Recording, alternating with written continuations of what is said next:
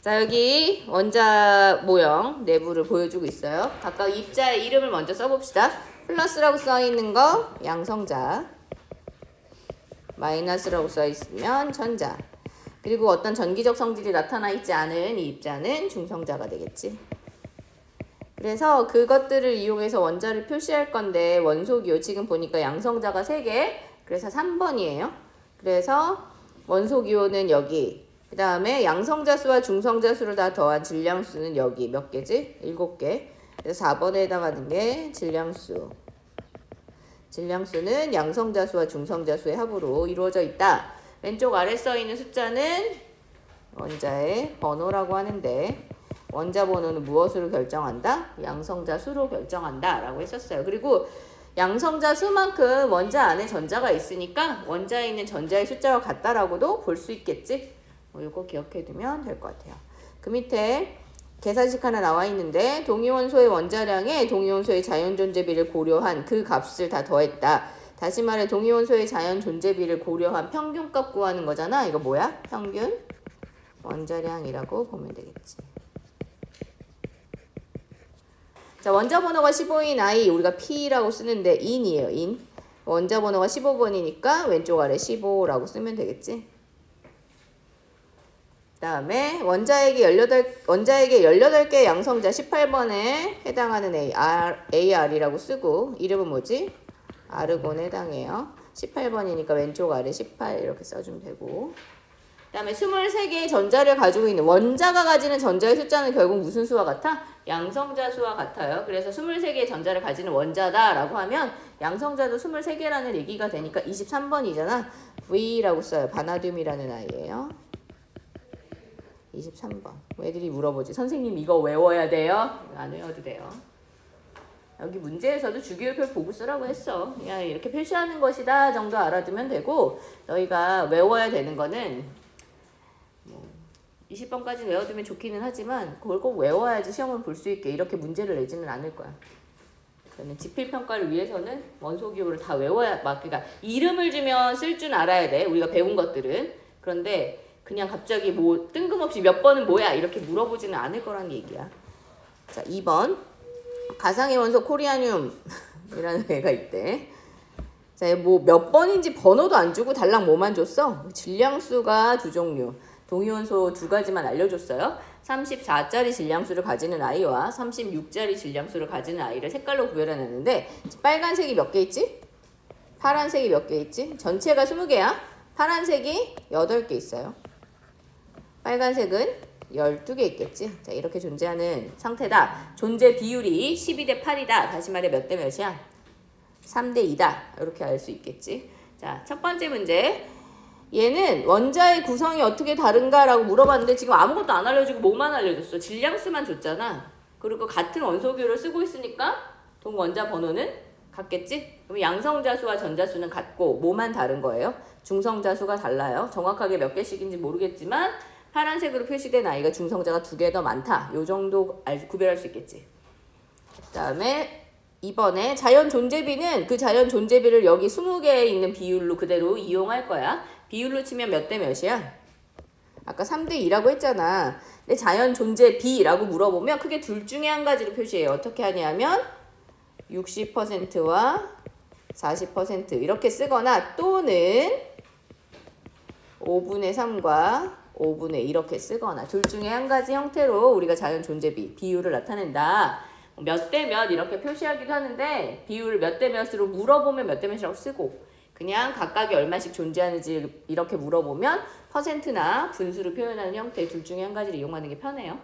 아무거나 사용해도 괜찮고, 그 다음에 물어보고자 하는 게 또 결국 뭐야? 평균 원자량을 구해야 되잖아. 평균 원자량 구하는 식에 퍼센트를 이용해도 되고, 전체가 1이 되는 분수값을 이용해도 돼요. 어떤 게 편하겠어?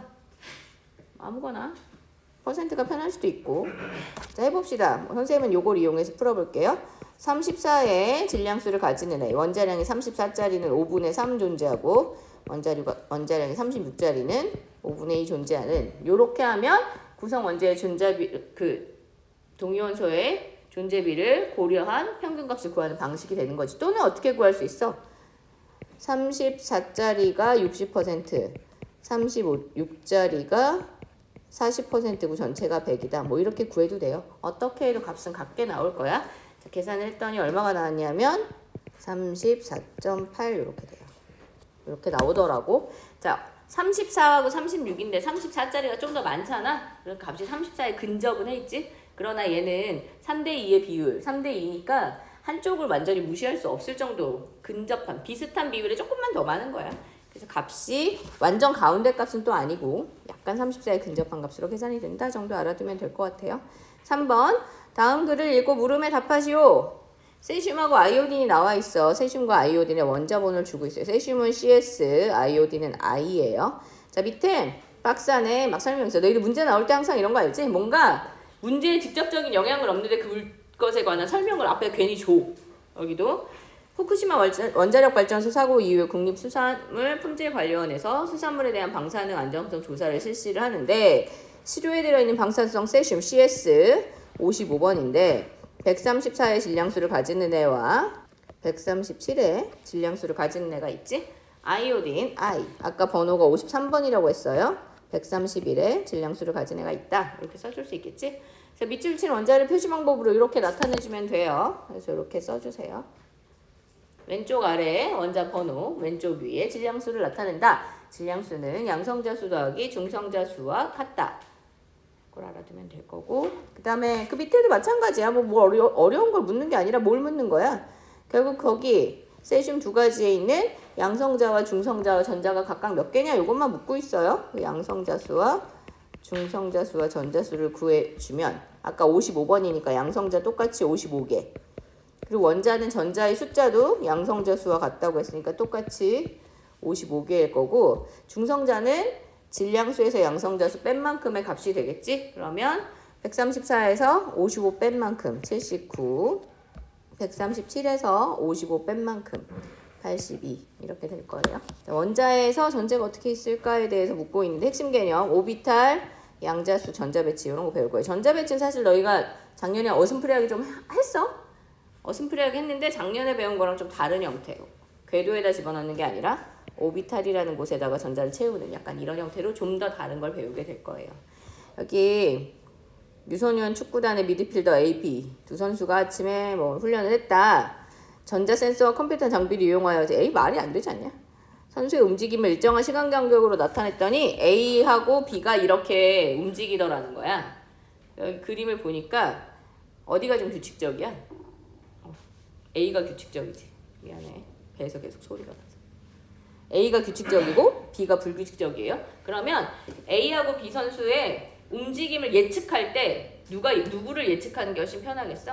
A를 예측하기 훨씬 편하지. A는 중심에서 어느 정도 거리 떨어져 있는 범위에서만 계속 움직이고 있잖아.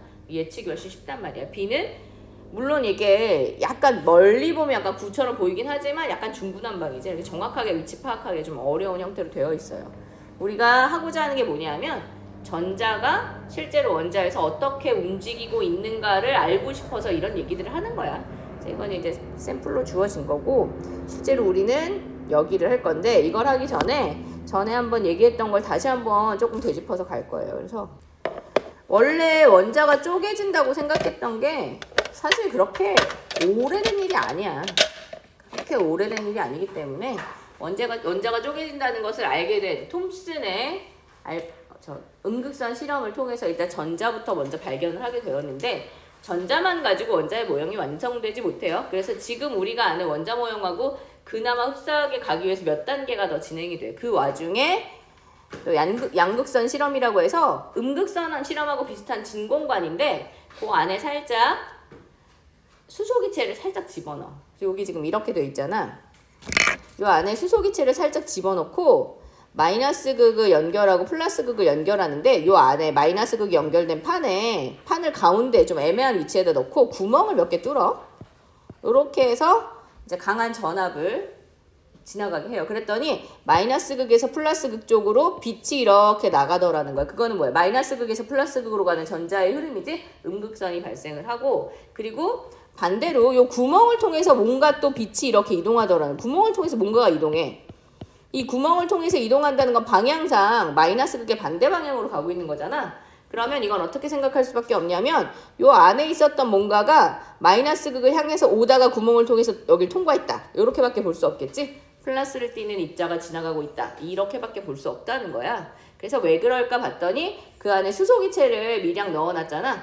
강한 전압에 의해서 수소기체가 뭔가 반응을 한 거지. 어떻게 됐냐면 그 수소기체가 전자를 잃어버리게 되고 수소의 원자핵만 남아서 곧 구멍을 통과하게 되는 이런 상황이 된 거예요. 그래서 결국 플러스를 띠는 입자가 원자 내부에 있다라는 것을 알게 된 거야. 그래서 그 실험을 통해서 양성자를 발견하게 돼요. 이걸 발견한 사람은, 이 실험한 사람은 골트슈타인이라는 사람이에요. 그렇게 유명하지는 않아. 오히려 음극선 실험한 톰슨이 훨씬 유명하고 골트슈타인이 양성자를 발견했음에도 불구하고 이렇게 막 엄청 유명하진 않지만 이 과정 안에 있는 사람이에요. 이게 좀 더 뒤라서 이거 이후에 그러니까 약간 이렇게 시기적으로 왔다 갔다 비슷비슷하게 돼. 그리고 그때 얘기했지만 톰슨이 제안한 전자가 있는 모형이 맞다는 걸 밝히기 위해서 러더퍼드라는 그 톰슨의 제자가 알파 입자 산란 실험이라는 실험을 전개했다고 했었지. 알파 입자 아까 뭐라 했어? 알파선, 헬륨 양이온이잖아. 방사선이 나오는데 헬륨 양이온, 전 입자를 그러니까 질량을 가지고 있고 플러스 전기를 띠는 입자가 튀어나올 수 있는 설치를 싹 해주고 가운데 금박, 진짜 금이야. 금을 아주 얇게 펴가지고 가운데 금박 아주 얇은 금박을 놓고 여기서 알파 입자가 튀어나가는 이런 실험을 하는 거야. 그러면 둘 중에 하나라고 했었잖아. 만약에 돌턴의 모형이 맞아서 정말 원자가 단단해. 아무것도 없는 단단한 구다 그러면 뭐가 나가도 튕겨 나올 수밖에 없어. 그래서 만약에 돌턴의 모형이 맞으면 아마 알파 입자는 튕겨 나왔을 것이다. 그런데 톰슨의 모형이 맞으면 톰슨은 원자가 좀 무르고 전자가 박혀있는 형태의 모형을 제안했잖아. 그러니까 무르니까 물렁물렁하니까 질량을 가진 입자가 나오면 거길 뚫고 지나갈 것이다. 이렇게 예측을 했다는 거지. 그래서 실제로 실험을 했더니 거의 뚫고 지나가는 것처럼 결과가 나오는데 100%가 아니야. 아주 일부 휘어지거나 완전히 되돌아오는 아이들도 존재했어요. 한 8,000번에 한 번꼴로 완전히 되돌아오는 아이들이 있는 거야. 그러면 정말 물렁물렁하면 되돌아올 수가 없잖아. 근데 그런 게 존재한다는 건 걔를 튕겨내는 무언가가 원자의 내부에 있다. 이렇게 결론을 낼 수밖에 없었다. 그래서 그거는 플러스를 띠는 걸 튕겨냈으니까 플러스를 가지는 입자. 원자의 내부에 플러스를 가지고 질량이 있어서 튕겨낼 수 있는 어떤 부분이 있다. 그런데 대부분의 알파 입자가 통과하는 건 나머지는 비어있기 때문이 아닐까. 이렇게 생각을 했어요. 그래서 러더퍼드가 제안한 모형은 그때도 얘기했지만 원자가 있으면 전자가 어쨌든 톰슨이 전자를 발견했으니까 전자는 있기는 있어. 그리고 원자의 중심부에 질량이 밀집되고 플러스를 띠는 원자 핵이 존재하고 전자가 어떻게 움직이는지는 잘 모르겠으니까 그냥 여기 돌아다니고 있겠지. 대충 지구 주변을 태양 주변을 행성들이 돌듯이 태양계처럼 이렇게 돌고 있을 것이다 라고 예측을 했다는 거야. 그런데 이 모형의 결정적 문제점이 있어. 이 모형의 문제점은 뭐냐면 질량이 여기 밀집되어 있을 거라고 생각을 했는데 그럼 전자의 질량에 대해서는 명확하게 생각할 수 없는데 밀집된 부분이 있으면 나머지 질량이 적을 거 아니야? 전자는 마이너스를 띠는 질량이 적은 애야. 플러스를 띠고 질량을 많이 가지는 애와 마이너스를 띠고 질량이 적은 애가 이렇게 주변에 있어. 얘가 돌고 있으면 질량차가 엄청 크게 내잖아. 너희들 만유인력 알지? 사과가 지구로 떨어져, 지구가 사과로 떨어져. 둘 사이에 존재하는 힘은 같지만 영향력이 다르잖아. 사과가 지구로 떨어지잖아. 지구가 사과로 떨어지지 않아. 질량이 작은 애가 질량이 큰 애 쪽으로 딸려갈 수밖에 없어. 게다가 얘는 전기도 달라. 다른 전기를 띠고 있어. 서로가 끌어당길 수밖에 없는 상황에서 질량이 작은 애와 큰 애가 있으면 시간이 지나면 결국 이 전자는 돌다가 핵으로 흡수돼 버릴 수밖에 없을 거라는 거야. 그러면 원자는 계속 작아져야 되잖아. 그럼 우리는 계속 작아져야 되잖아. 완전히 공간이 없어지면 소금알갱이 하나 정도 크기가 될 거라고 했었단 말이야. 그래서 실제로 그런 일이 벌어지지 않아 그럼 이 모형이 틀렸다는 거지. 그럼 이 모형이 틀렸어. 왜 틀렸나를 알아내야 될 거지. 그래서 그 이후에 등장한 사람 이름이 보어라는 과학자예요. 보어가 제안한 모형은 책에 나오는 것 같지만 나오지 않아서 프린트에 넣어놨는데 너희들 통합과학 때 배운 거야. 이 사람은 수소의 선 스펙트럼을 연구해요. 수소의 선 스펙트럼을 1학년 때 배웠잖아. 연속되어 있지? 않지? 연속이 아니라 불연속 띄엄띄엄 있어. 왜 수소의 선 스펙트럼이 띄엄띄엄 있을까에 대해서 생각하게 된 거야. 우리가 수소의 선 스펙트럼을 만들기 위해서 실험하려면 수소 방전관에 고전압을 걸어요. 강한 전압을 걸어. 그럼 일단 전극판 수소가 강한 전압으로 에너지를 흡수했다가 그걸 다시 어떻게 방출하면서 스펙트럼이 나오는 거잖아. 그럼 얘네가 방출할 때 내보낸 에너지가 이어져 있지 않다는 얘기야. 그럼 이어져 있지 않은 상황이기 때문에 그렇겠지. 왜 그럴까? 전자가 에너지를 흡수해서 올라갔다가 내려올 때 아무데로나 못 내려온다. 다니는 길이 정해져 있을 것이다 라고 가정해. 그러니까 머릿속으로 그냥 이렇게 가정 하나 한 거야. 그래서 수소의 선 스펙트럼을 보고 연속되어 있지 않은 이유는 전자가 다니는 곳이 따로 있다. 그걸 뭐라고 부르기로 했냐면 전자 껍질이라고, 우리는 전자 껍질이라고 하고 뭐 일렉트론 쉘이라고도 하는데 오비트이라고 해요. 오비트. 궤도가 있다. 전자가 다니는 궤도가 존재한다. 이렇게 얘기를 한 거야. 그래서 보어가 가정해서 모형 만든 게 이런 거야. 핵이 있는 거는 러더포드가 밝혔잖아. 핵이 중심에 있어. 그 주변에 전자가 있는데 전자가 아무데나 막 돌아다니는 게 아니라 자기가 가는 길 위에만 딱 있을 수 있어.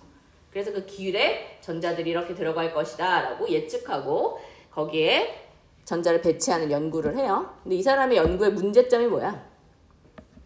뭐 가지고 연구한 거야? 수소의 선 스펙트럼 가지고 연구했지? 그리고 이 당시에는 아직 그렇게 기기가 정밀하지 않아. 선 스펙트럼이 되게 정밀하게 나오지 않아요. 그래서 그냥 이 사람의 이론이 내가 이럴 거라고 생각했던 게 다 맞아 들어갔어. 진짜 전자가 자기 다니는 길이 있는 거야. 궤도에 이렇게 위치하고 있어. 껍질에 위치하고 있다가 에너지를 받으면 그 간격만큼 딱 올라갔다가 다시 내려오면서 그 간격에 해당하는 에너지들을 내보내는 거지. 그때 핵이 있고 핵 주변에 껍질에 전자들이 돌아다니게 되는데 수소는 전자가 한 개니까 이제 여기 있어. 에너지를 받아요. 그럼 에너지를 흡수해서 얘가 어떻게 더 높은, 자기가 에너지를 많이 가졌으니까 더 높은 곳으로 올라가. 우리가 이런 걸 뭐라고 하냐면 들뜬 상태라고 불러요. 작년에 배웠지? 영어로 뭘까? excited state라고 해요. excite 돼 있어. 그런데 흥분되어 있는 이 상태는 오래 지속되지 못해. 그래서 에너지를 받아서 딱 올라가면 영원히 여기 있는 게 아니라 결국 다시 어떻게 돼? 안정된 상태로 가고 싶어. 안정된 상태를 우리는 뭐라고 하지? 바닥 상태라고 하지. 그 바닥은 내가 전자 배치할 때 기본으로 들어가는 위치야. 제일 에너지가 낮은 첫 번째 껍질에 수소의 전자가 들어가줘야 되겠지? 그래서 여기로 이렇게 내려간단 말이야. 바닥 상태로 내려오고 싶어요. 뭐라고 하냐? 그라운드 스테이트라고 해요. 근데 사실 또 연구를 계속 해보니까 꼭 여기로만 100% 내려오는 건 아니야. 올라갔다가 한번 이렇게 여기를 갔다가 내려올 수도 있어.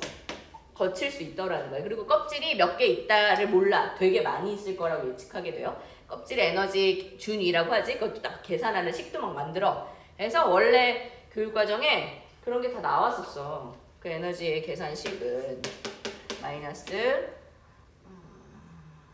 제곱분의 131이었나? 뭐 약간 이런 값이었던 것 같은데. 이상하지 않아? 에너지가 마이너스가 있을 수 있나? 마이너스 에너지 어떻게 생각해? 에너지가 마이너스라는 건 뭐 좀 말이 안 되잖아.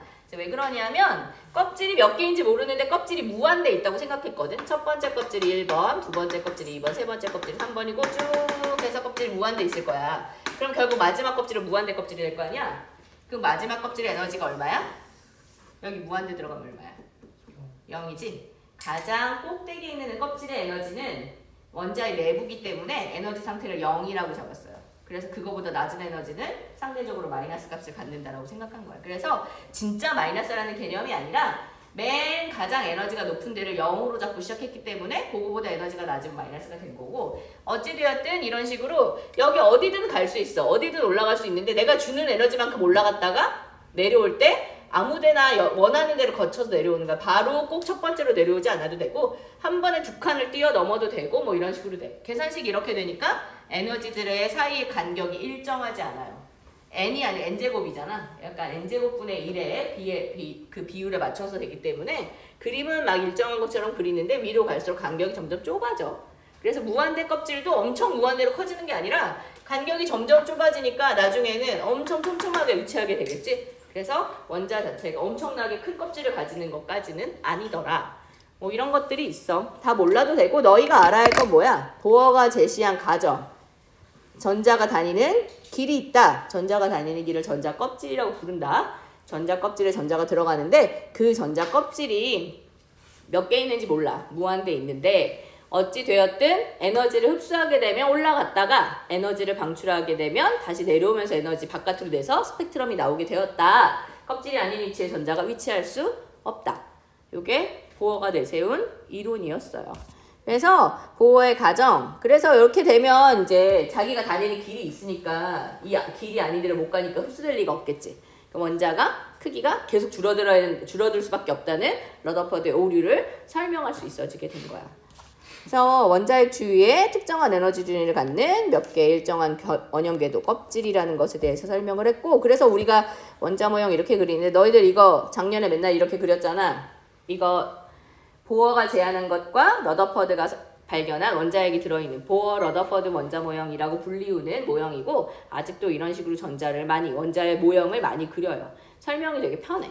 근데 이 모형의 결정적 문제점은 결국은 보어는 뭐를 가지고 연구했냐면 수소를 가지고 연구했고, 수소는 전자가 몇 개야? 하나밖에 없어. 전자가 하나밖에 없으니까 문제될 게 별로 없었는데 전자가 2개 이상 있네. 누구부터 문제야? 헬륨부터 조금 안 맞기 시작해.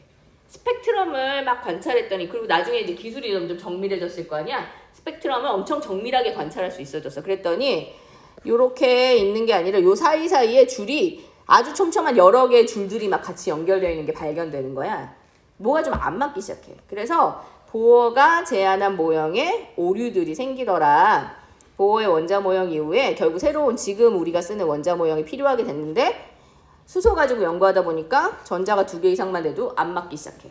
그리고 실제로 전자가 어디 있는지 명확히 알 수 없어. 여기 이렇게 설명하고 있지. 전자가치 질량이 매우 작은 아이들은 위치 에너지, 그 위치와 운동량, 위치와 에너지를 동시에 정확히 측정할 수가 없대. 뭐 확률적으로 그렇대. 그래서 계산하면 명확한 위치를 얘처럼 여기야 딱 이렇게 해서 에너지가 얼마야 이렇게 말할 수가 없다는 거야. 그리고 전자는 계속 뭐해? 계속 움직이지? 여기 계속 움직이는 애를 여기 있어라고 딱 찝는 순간 걔가 거기에 안 있겠지. 위치를 잡는 것 자체가 말이 안 되더라는 거야. 그래서 보어의 원자 모형의 오류 때문에 결국 새로운 원자 모형이 등장할 수밖에 없게 되었어요.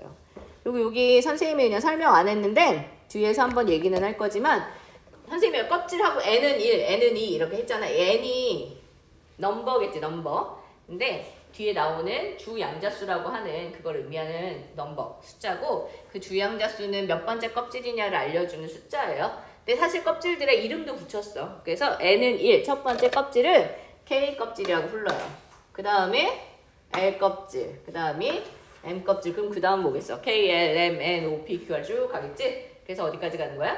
무한대까지 가는 거야. 근데 무한대까지 셀 수가 없어. 왜냐하면 간격이 점점 어떻게 된다 했어? 좁아지다 보니까 나중에는 너무 촘촘해서 그 수 사이 간격 자체를 막 하나하나 말하는 의미가 없고, 그리고 너희들 작년에 그런 것까지 배웠나?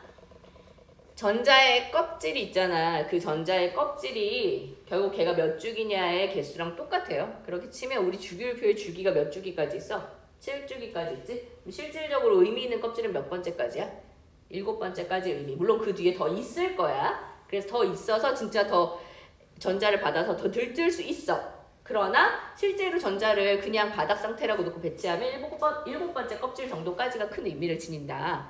뭐 이런 것까지 알고 있으면 될 것 같아. 그래서 결국은 계속 오류가 나오는 거지. 계속 오류를 해결하기 위한 또 다른 무언가가 필요하게 되었다. 그래서 교과서에서 오비탈로 나타낸 현대의 원자 모형, 현대의 원자 모형이라는 이름을 말을 하게 되는 거야. 지금의 원자 모형, 우리가 이제 쓰게 되는 원자 모형이에요.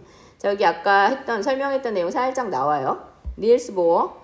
이 사람은 수소 원자의 선 스펙트럼을 설명하기 위해서 선 스펙트럼, 수소 가지고만 연구했다. 전자가 특정한 에너지를 갖는 원형 궤도, 즉 껍질이라고 전자 껍질이라고 말하는 곳을 돌고 있다는 모형을 제안하게 되었지. 그 너희를 작년에 배웠지? 전자 껍질은 몇 개 채우는 거 좋아해?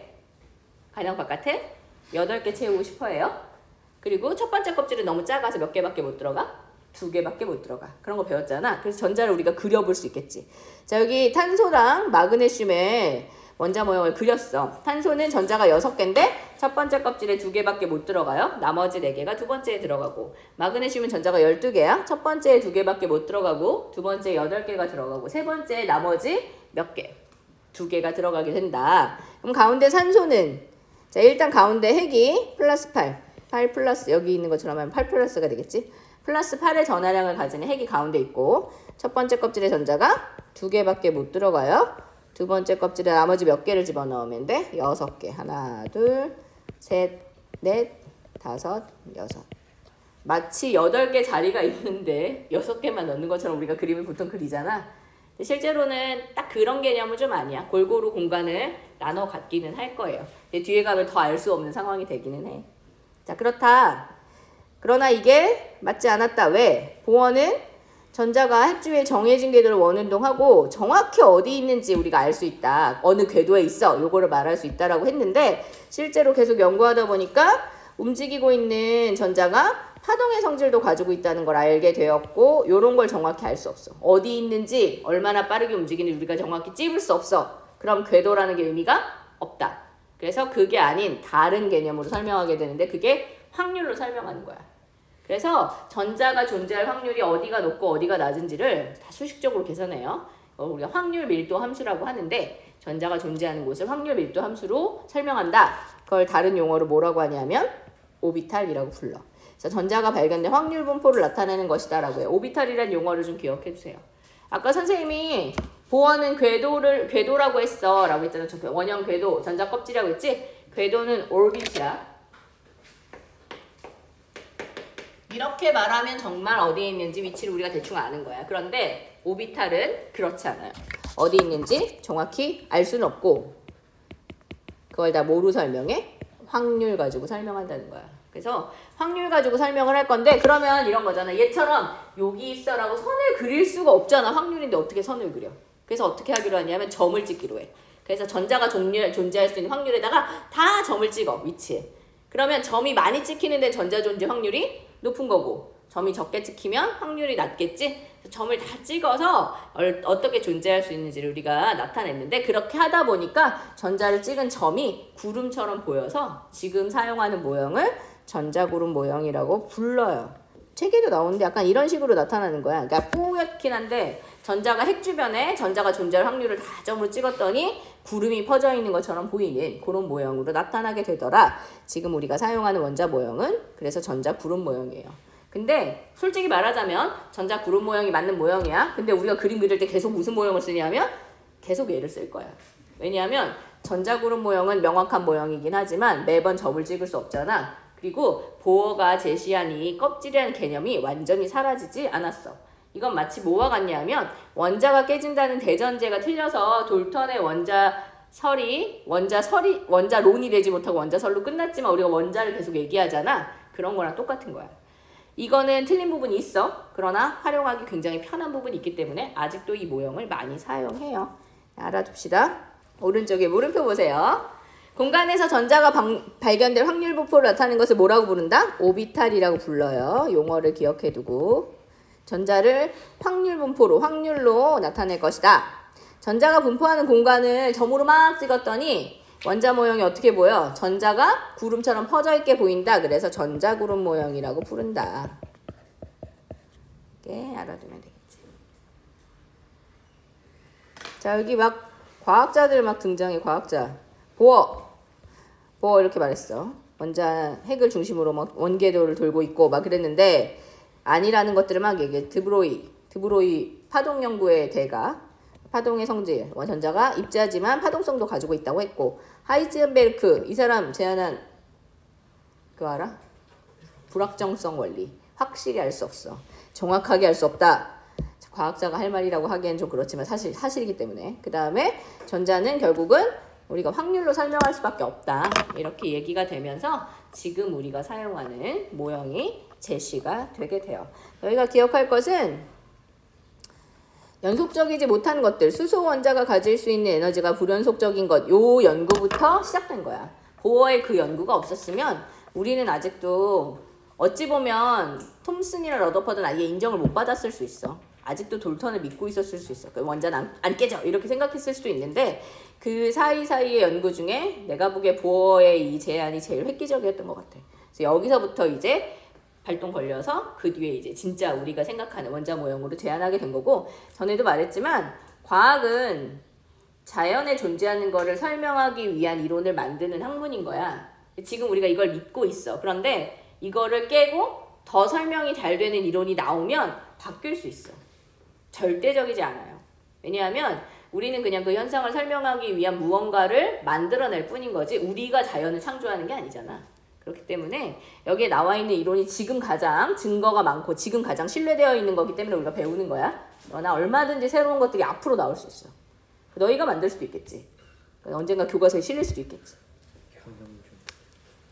기대합니다.